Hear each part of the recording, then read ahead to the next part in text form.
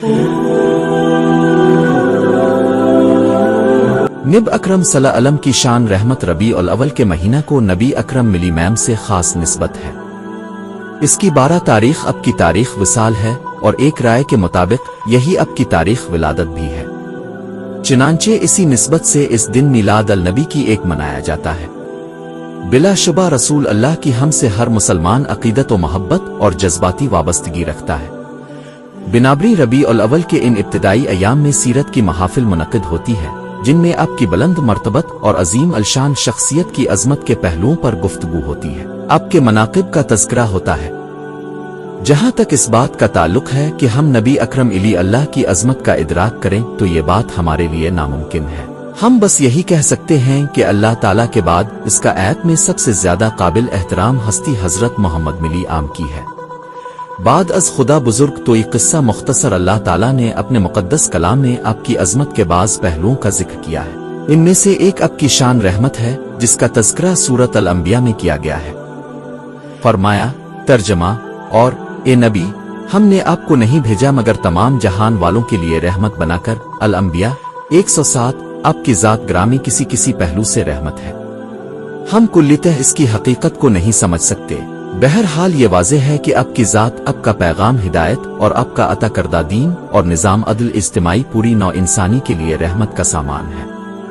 आपके जरिए हिदायत की जो रोशनी फैली वो इंसानियत के हर तबके के लिए मुकम्मल रहनुमाई है। खा वो बड़े से बड़ा फलसफी मुफक्किर दानिश्वर हो या एक आम इंसान मेहनत किश मजदूर। सूरत अल-अराफ की आयत 156-157 में पूरी नौ इंसानी के लिए बल्कि क़यामत तक आने वाले इंसानों के लिए आपकी रहमत के बाज़ अहम पहलुओं को नुमाया किया गया है। इससे पहले बनी इसराइल के इस्तिग़फ़ार का जिक्र है, जिसका पस मंजर यह है कि जब मूसा का नाम तौरात की अलवाह और शरीयत पाने की गरज से को तौर पर गए तो आपके पीछे कौम ने बिछड़े की प्रस्तिश शुरू कर दी। ये बहुत बड़ा जुर्म था, चुनांचे इस जुर्म पर कौम को सख्त सजा दी गई।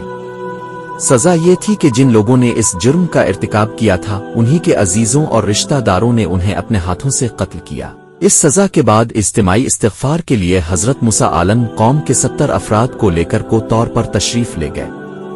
वहां अल्लाह से इस्तिग़फ़ार हुआ। अल्लाह ताला ने जवाब में फरमाया, तर्जमा, फरमाया कि जो मीर अजाब है इसे तो जिस मुजरिम पर चाहता हूं नाजिल करता हूं, और जो मेरी रहमत है वो हर चीज को शामिल है। मतलब यह है अल्लाह की रहमत अपनी जगह, मगर जिन्होंने खुद ही अपने आप को अजाब इलाही का मुस्तहिक बनाया वो इसके अजाब से बच नहीं सकेंगे।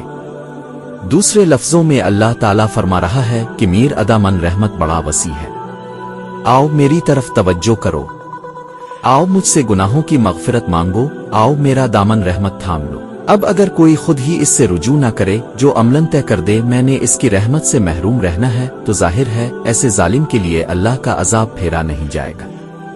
ये इसी किस्म की बात है जो अपने एक मौके पर फरमाई कि हर बंदा मोमिन जन्नत में दाखिल होगा मासिवाए इसके कि जो खुद ही इनकार कर दे। सहाबा भी हमने पूछा, आ रसूल अल्लाह सल्लल्लाहु अलैहि वसल्लम, कौन होगा जो जन्नत में जाने से इनकार करे? आपने फरमाया, जिसने मेरी इताअत की वो जन्नत में दाखिल हो जाएगा, और जिसने मेरी नाफरमानी की इसने गोया खुद ही जन्नत में जाने से इनकार कर दिया। अल्लाह ताला ने आगे फरमाया, मैं लिख लूंगा इस रहमत को इन लोगों के लिए जो तकवा इख्तियार करेंगे और ज़कात देंगे और जो हमारी आयत पर ईमान रखते होंगे। मुफस्सिरीन का कहना है कि अल्लाह ताला की एक रहमत आम है और एक खास। यहाँ रहमत खास का जिक्र हो रहा है।